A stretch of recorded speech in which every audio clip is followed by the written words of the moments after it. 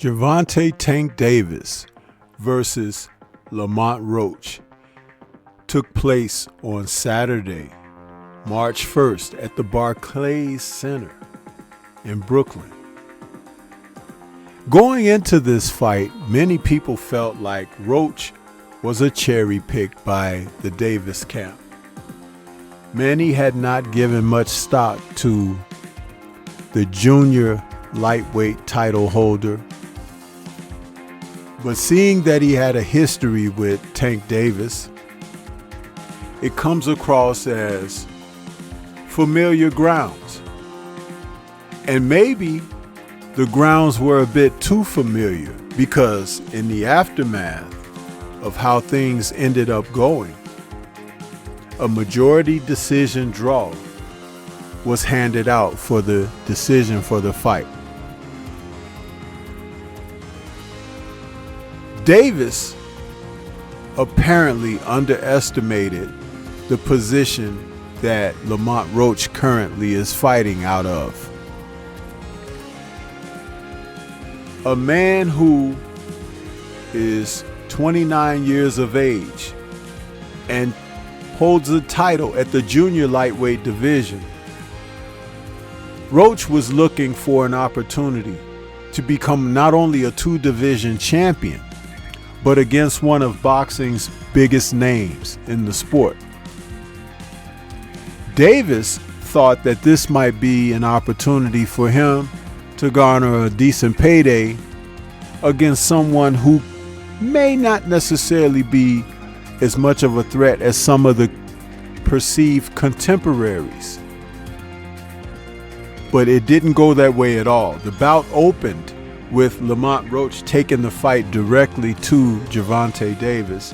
And Davis, who has been known to move and buy time and eventually turn the heat up on his opponents at his discretion, wasn't able to get into a rhythm like that against Lamont Roach.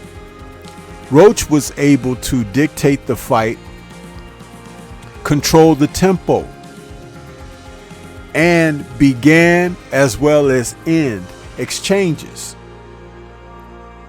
There was a little bit of talking, banter between the two as they went on through the bout. But what I really noticed was Davis was distracted, often peering outside the ropes, looking for whomever his contacts are. There's just a weirdness about how he was not focused. And then even having disagreements in the corner with his cornermen. Meantime, in the Roach camp and corner, he was being reminded of why he was there and the opportunity at hand to do not forget. And he didn't. There were several instances where I thought that a couple of shots rocked Gervonta, and he masked it by tying him up, holding on in a clinch, even also responding with illegal tactics like low blows, shoulder bumps, and presses. He looked at one point like he wanted to take a bite of Lamont Roach when they were in the clinch. But the most weird situation was when Gervonta took a knee.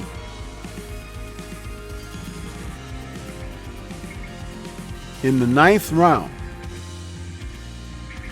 after a shot delivered by Roach, Gervonta took a knee. Referee Stephen Willis began to count, and Gervonta jumped up off his knee and ran over to his own corner. And Roach was asking him, "What's going on? Why are you not counting?" And later, Gervonta would tell us that he had had his hair done and grease got in his eye.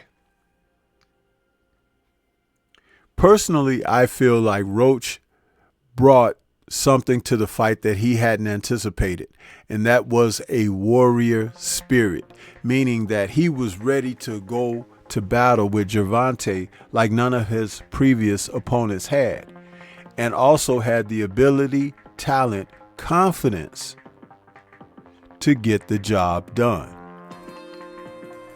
Though Davis tried to use his power at moments of the fight, because he is noted for his punching power, Lamont Roach was never threatened with that. And he delivered counters and also blows that put Gervonta on notice. It was an interesting battle in which I scored the fight personally 10 rounds to 2 in Roach's favor. The judges, on the other hand, had scorecards that were quite questionable. And though there was a draw scored between Judge Glenn Feldman, 114 to 114, the 115 to 113 by Eric Martinsky was kind of questionable in favor of Gervonta Tank Davis. And Steve Weisfeld, a man who I have not liked to see at the scores table, had it 114 to 114. No one saw Roach winning this fight as far as the judges. And if judges such as these three gentlemen continue to judge fights, you're going to see more and more bad decisions, because Lamont Roach did not lose this fight. He did not draw with Tank Davis. He bested him. And we need to get to a point in boxing where we stop favoring the popular, the draw, the house. We need to get decisions out according to how they actually go. Someone had asked me, what would you like to see next for Tank Davis? My response simply is for him to go away. What I would like to see next is Lamont Roach get opportunities against the contemporaries that Tank has shunned away from, and see how he would wear against those fighters, the Shakur Stevensons,